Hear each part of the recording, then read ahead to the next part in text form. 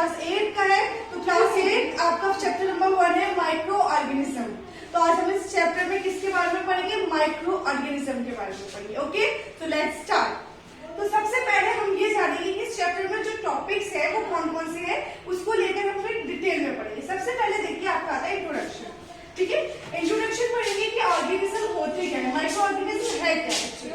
Okay, second पढ़ेंगे हम कि जो माइक्रोब्स है, माइक्रो ऑर्गेनिज्म को हम माइक्रोब्स भी कह सकते हैं। तो जो माइक्रोब्स है और ह्यूमन है, इसमें क्या रिलेशन, इनके रिलेशन के बारे में पढ़ेंगे। ठीक है, इसमें और जो आपका थर्ड टॉपिक है वो है हार्मफुल माइक्रो ऑर्गेनिज्म, क्योंकि हार्मफुल ऑर्गेनिज्म। ओके, कि किस तरह से जो ऑर्गेनिज्म है वो हमारे लिए हार्मफुल है।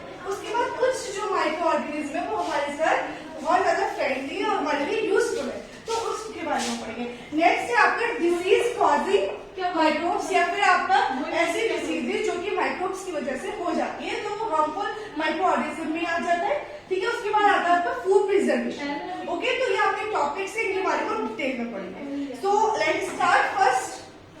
सबसे पहले लेते हैं आप इंट्रोडक्शन। ठीक है, इंट्रोडक्शन में क्या होता है, देखिए आपको पता है माइक्रो ऑर्गेनिज्म क्या होता है। माइक्रो का मतलब होता है टिनी, है ना, स्मॉल, है ना, और ऑर्गेनिज्म का मतलब क्या है, लिविंग बीइंग। मतलब कि ऐसे लिविंग बीइंग जो कि बहुत टिनी होते हैं, बहुत छोटे होते हैं, है ना, उनको हम क्या कहते हैं, माइक्रो ऑर्गेनिज्म कहते हैं। माइक्रो ऑर्गेनिज्म ऐसे ऑर्गेनिज्म होते हैं जो कि इतने स्मॉल होते हैं कि वो हमें हमारी नेकेड आई से दिखाई नहीं देते। मतलब उन्हें देखने के लिए हमें किसकी जरूरत होती है, माइक्रोस्कोप की जरूरत होती है। ओके, मतलब ऐसे पार्टिकल्स, ऐसे माइक्रो ऑर्गेनिज्म जिसको देखने के लिए हमें किसकी जरूरत पड़ रही है, माइक्रोस्कोप की जरूरत पड़ रही है। ऐसे ऑर्गेनिज्म को हम क्या कहते हैं, माइक्रो ऑर्गेनिज्म कहते हैं। ओके, देखिए और एक और चीज अब हम देखेंगे माइक्रो ऑर्गेनिज्म होते कहाँ। देखिए आप खुद सोच रहे होंगे कि वो कहाँ देखने को मिलेंगे हमें, तो आपको पता है माइक्रो ऑर्गेनिज्म हर जगह है। आप अभी जहाँ रूम में बैठे हो, जब आप नोटिस करोगे आपको पता है चारों तरफ आपको माइक्रो ऑर्गेनिज्म दिखाई देंगे। दिखाई नहीं दे रहे नेकेड से, बट वो प्रेजेंट है। इवन मेरे हैंड्स में, आपके आसपास हर जगह माइक्रो ऑर्गेनिज्म प्रेजेंट है। वो इतने टिनी होते हैं कि वो हमें दिखाई नहीं देते। वो किसके थ्रू से दिखते हैं, हमें माइक्रोस्कोप के थ्रू से हम उनको देख पाते हैं। ठीक है, लेकिन वो हर जगह पर, इवन अगर हम किसी डोर को टच कर रहे हैं तो जो डोर का हैंडल है उस पर भी हमें माइक्रो ऑर्गेनिज्म दिखाई देंगे। हर जगह पे वो प्रेजेंट होते हैं, बहुत टिनी होते हैं लेकिन हर जगह पे प्रेजेंट है। ठीक है, उसके बाद आता है हमारा कि माइक्रोब्स का और ह्यूमंस का रिलेशन क्या है। ठीक है, तो ह्यूमंस का और माइक्रो ऑर्गेनिज्म का क्या रिलेशन है। देखिए जो ह्यूमंस हैं हमारे, वो कहीं ना कहीं जो माइक्रो ऑर्गेनिज्म है उनको किस तरह से हार्मफुल है या उनके लिए कैसे फ्रेंडली है, ये इसमें पढ़ेंगे हम। लेकिन उससे पहले हम क्या पढ़ेंगे, उसका क्लासिफिकेशन पढ़ लेते हैं कि जो माइक्रो ऑर्गेनिज्म है उनको 5 पार्ट्स में, मतलब उनको 5 क्लासेस में डिवाइड किया गया है। फर्स्ट का क्लास है बैक्टीरिया। ओके, आपने बैक्टीरिया के बारे में सुना होगा, अक्सर घर में मम्मी से सुना होगा कि बैक्टीरिया लग जाएंगे, जर्म्स लग जाएंगे, तो बैक्टीरिया बस आपके लिए फ्रेंडली होता है। ठीक है, सेकेंड फंजाई, फंजाई भी आपने बहुत अच्छे से सुना होगा। थर्ड होगा प्रोटोजोआ, मे भी इसको सुना हो ना सुना हो, लेकिन इसके बारे में मैं आप लोगों को बताऊंगी। लेकिन पहले हम इनकी क्लासिफिकेशन जो है उसको अच्छे से जानते हैं। उसके बाद आती है एल्गे और उसके बाद है वायरस। वायरस वर्ड बहुत ज्यादा सुना है और आजकल तो हम वायरस वर्ड से मतलब पक चुके हैं पूरी तरह से कि वायरस वायरस वायरस। इस वायरस ने हमारा जीना मुश्किल कर दिया है। ठीक है, तो किस तरह से हार्मफुल है और इनके क्या क्या कैरेक्टरिस्टिक्स होते हैं ये देखते हैं। देखिए जो बैक्टीरिया होता है, बैक्टीरिया जो होता है वो सिंगल सेलर होता है। सिंगल सेलर का मतलब पता है क्या होता है, सिंगल सेलर का मतलब होता है unicellular. Unicellular it means that एक ऐसा ऑर्गेनिज्म जिसके अंदर क्या होता है, सिंगल सेल होता है, मतलब एक ही सेल प्रेजेंट होती है। ना कि देखिए हम लोग ह्यूमन बींग्स है, हम लोग को देखो, हम लोग के कितनी सारी सेल प्रेजेंट है, बट जो बैक्टीरिया होता है वो कैसा होता है, सिंगल सेल होता है। ओके, ठीक है। सेकेंड थिंग इज दैट कि ये कॉलोनीज में रहता है, मतलब सिंगल नहीं रहता, अकेला नहीं रहता, इसको किस चीज की जरूरत होती है, कॉलोनीज की जरूरत होती है, ग्रुप बना के रहता है। ठीक है,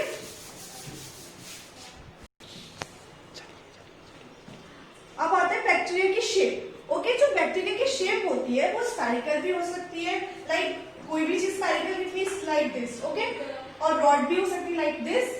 ठीक है, रॉड, कोई भी रॉड इस तरह से दिखाई देती है आपकी, उसके बाद या फिर इस तरह से शेप भी हो सकती है। तो बैक्टीरिया की बहुत अलग अलग तरह की शेप होती है।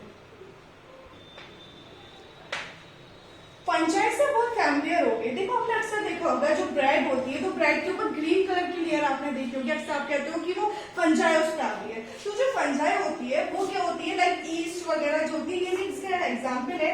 इसके अंदर क्या होता है, क्लोरोफिल एब्सेंट होता है।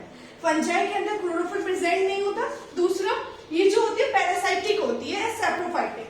सैप्रोफाइटिक एंड पैरासाइटिक कौन से ऑर्गेनिज्म होते हैं, वो ऑर्गेनिज्म होते हैं जिनके अंदर क्या होता है कि आपका वो दूसरे पे डिपेंड होते हैं, मतलब दूसरे लिविंग बीइंग पे डिपेंड होते हैं अपनी फीडिंग के लिए। ओके, नेक्स्ट आता है आपका प्रोटोजोआ। प्रोटोजोआ क्या है, हेटेरोट्रॉपिक होता है। इट मींस दैट कि वो अपना खाना खुद नहीं बनाता, वो दूसरों पे डिपेंड होता है। और दूसरी बात ये कि मोस्टली वो एक्वेटिक होता है। एक्वेटिक मीन्स वो पानी में रहता है। थर्ड बात है उसकी वो ये है कि ये जो होता है यूनिसेलुलर होता है। यूनिसेलुलर का मतलब मैं आपको बता भी चुकी हूँ, आपको पता भी होगा कि यूनिसेलुलर का मतलब होता है ऐसे ऑर्गेनिज्म जिनके अंदर सिंगल सेल होती है। ओके, उसके बाद इसका जो एग्जाम्पल अगर आप देखोगे प्रोटोजोआ का, तो आपने देखा होगा अमीबा।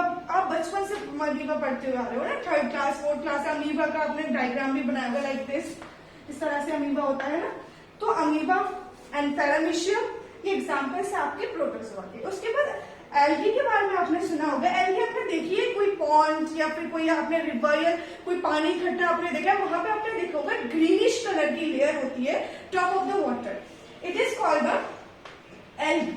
ओके, उसके ये भी कॉलोनीज में रहती है और मोस्टली एक्वेटिक होती है। एग्जाम्पल अगर इसका लोगे तो वॉल बॉक्स वगैरह इसके एग्जाम्पल्स होते हैं। नेक्स्ट आपका वायरस है। वायरस कभी अच्छे नहीं होते, इतनी आप रियल में भी नहीं मानोगे अच्छे होते हैं, वो कभी अच्छे नहीं होते। और ये क्या करते हैं, इनका एक अलग ही मसला है, कैरेक्टरिस्टिक है इनकी, वो ये है कि ये क्या करते हैं, बॉर्डर लाइन पर रहते हैं, ह्यूमन बॉडी की बॉर्डर लाइन पे। लाइक दिस कि अगर वो मेरी बॉडी के अंदर है, ठीक है, तो वो लिविंग होंगे, और वो बॉडी के बाहर है तो वो डेड है। मतलब वो डेड की तरह एक्ट करते हैं। इट मींस डेड कि उनको सर्वाइव करने के लिए या उनको एक्टिव होने के लिए किसी लिविंग बॉडी की जरूरत होती है, और उसके बाद ही वो क्या करते हैं, अपने आप को एक्टिव करते हैं और अपना जो भी उनका इफेक्ट होता है वो उस बॉडी पे दिखाते हैं, चाहे वो एनिमल बॉडी के अंदर हो चाहे वो ह्यूमन बॉडी के अंदर हो। तो आप कह सकते हो कि वो बिल्कुल लिविंग और नॉन लिविंग ह्यूमन की बॉडी पे रहते हैं, कि अगर वो अंदर है बॉडी के तो वो कैसे होंगे, लिविंग होंगे, और वो बॉडी से बाहर है तो वो डेड की तरह एक्ट करते हैं। और इसका एग्जाम्पल होता है आपका चिकन पॉक्स के आपका वायरस हो गया, बहुत सारे इन्फ्लुएंजा वायरसेस होते हैं। तो जितने भी वायरस है वो सारे इसमें आ जाते हैं। ठीक है, तो आपके 5 आपके क्लासिफिकेशन था माइक्रो ऑर्गेनिज्म का। पहला था बैक्टीरिया, सेकंड था फंजाई, थर्ड था protozoa and fourth one is algae and fifth is virus. Bacteria आपको समझ में आ गया था, फंजाई भी आपको पता था, प्रोटोजोआ आपने सुन लिया था कि प्रोटोजोआ का क्या होता है, हेटेरोट्रॉपिक होते हैं, मोस्ट एक्वेटिक होते हैं। एग्जांपल्स आप इन लोगों के जितने भी एग्जांपल्स हैं इनके इसको दिमाग में सेट करिएगा ताकि आपको समझने में आसानी हो। ओके, उसके बाद आपको वायरसेस, आप बहुत अच्छे से समझ गए होंगे वायरसेस। ओके, उसके बाद हम आगे बढ़ते हैं। अब हम पढ़ेंगे कि जो माइक्रो ऑर्गेनिज्म है वो किस तरह से हमारे साथ फ्रेंडली है और किस तरह से हम उनका यूज कर सकते हैं। ठीक है, उनके जो हार्मफुल इफेक्ट्स है वो हम पढ़ेंगे, लेकिन उससे पहले उनके यूजफुल जो इफेक्ट्स है, क्योंकि माइक्रो ऑर्गेनिज्म सभी जरूरी नहीं कि आप माइक्रो ऑर्गेनिज्म अगर सेलेक्ट कर लिया माइंड, इट मींस दैट कि माइक्रो ऑर्गेनिज्म है तो वो आपको जर्म्स हैं या फिर बैक्टीरियाज हैं तो वो आपको बीमारी करेंगे, डिसीज ही कर सकते हैं, ऐसा कुछ भी नहीं है। तो जबकि जो हमारे माइक्रो ऑर्गेनिज्म है वो कुछ ऐसे भी इफेक्ट्स देते हैं हमारी लाइफ में जो हमारी डेली लाइफ में बहुत ज्यादा इंपॉर्टेंट है। सबसे पहले आता है आपका कमर्शियल यूजेज। देखिए, कमर्शियल यूजेज अगर बात की जाए तो कमर्शियली यूज किया जाता है, जैसे कि आपका इडली डोसा बन रहा है या आपकी जो ब्रेड बन रही है, तो ये कमर्शियल यूजेज के लिए, या फिर एल्कोहल बनती है ना, तो एल्कोहल वगैरह बनती है वो सब किसकी वजह से बनती है, वो हमारे बैक्टीरियाज हेल्प करते हैं। सेकेंड आपका फूड प्रोडक्शन। फूड प्रोडक्शन जो है इसमें क्या होता है, लैक्टोबैसिलस। लैक्टोबैसिलस एक बैक्टीरिया है जो कि कर्ड बनाने के लिए काम आता है ना। जितने भी हमारे जैसे कि दूध से दही बन रहा है तो फूड प्रोडक्शन हो रहा है तो वो उसमें हेल्प करता है लैक्टोबैसिलस। आपने अक्सर देखा होगा कि आप दूध रखते हो उसमें अगर थोड़ा सा दही आप उसमें ऐड कर दोगे तो वो दही बन जाता है पूरा, तो यही बैक्टीरिया हेल्प करता है उसको बनने। उसके बाद मेडिसिन की बात अगर की जाए तो आपने सुना होगा कि अलेक्जेंडर फ्लेमिंग ने एंटीबायोटिक बनाई थी पेनिसिलिन, तो वो क्या है, वो भी एक बैक्टीरिया की तरह काम करते हैं, तो जो हमारी मेडिसिन में भी हमारे क्या होते हैं, काम आते हैं बैक्टीरिया। उसके बाद एग्रीकल्चर में बैक्टीरिया बहुत ज्यादा काम आते हैं क्योंकि वो एक डिकम्पोजर्स की तरह एक्ट करते हैं। देखिए, हमारे अर्थ पर कितने सारे प्लांट्स और एनिमल्स जो कि डेली मरते हैं, ठीक है, तो हमारी जो अर्थ की जो इन्वायरमेंट एनवायरमेंट की जो सफाई की जरूरत है वो कौन करते हैं? बहुत सारे बैक्टीरियाज और एल्गे और बहुत सारे ऐसे जर्म्स होते हैं जो कि हमारे सॉइल में होते हैं और वो क्या करते हैं? सॉइल को डिकम्पोज करते थे और जितनी भी गंदगी आती है उसको भी रिमूव करते हैं। तो हम कह सकते हैं कि जो माइक्रो ऑर्गेनिज्म है वो हमारे लिए बहुत बेनिफिशियल भी है और हमारे लिए हार्मफुल भी है। तो अभी हमने इनके बेनिफिशियल फैक्ट्स पढ़े थे कि वो किस तरह से हमारे लिए फायदेमंद है। ठीक है, अब हम पढ़ेंगे उनके कि वो किस तरह से हमें हार्म कर सकता है। उसके लिए हम उनकी डिसीजेस को देखेंगे कि कौन कौन से डिजीजेस हमारे अंदर करते हैं। ठीक है, अगर डिजीजेस की हम बात करें तो जो डिजीजेस होती है वो 2 टाइप्स की होती है। एक होती है कम्युनिकेबल डिसीजेस, एक होती है नॉन कम्युनिकेबल डिसीजेस। देखिए कम्युनिकेबल डिसीजेस वो डिसीजेस होती है जो कि एक पर्सन से दूसरे पर्सन में ट्रांसफर हो जाती है। ठीक है, इस टाइप की डिसीजेस को हम क्या कहते हैं? कम्युनिकेबल डिसीज कहते हैं। और ऐसी डिसीजेस जो कि कम्युनिकेट नहीं हो पाती, इट मींस दैट कि वो एक पर्सन से दूसरे पर्सन में नहीं जा पाती। अब हम एग्जांपल्स लेते हैं। सबसे पहले लेते हैं कम्युनिकेबल डिसीजेस का। देखिए कम्युनिकेबल डिसीजेस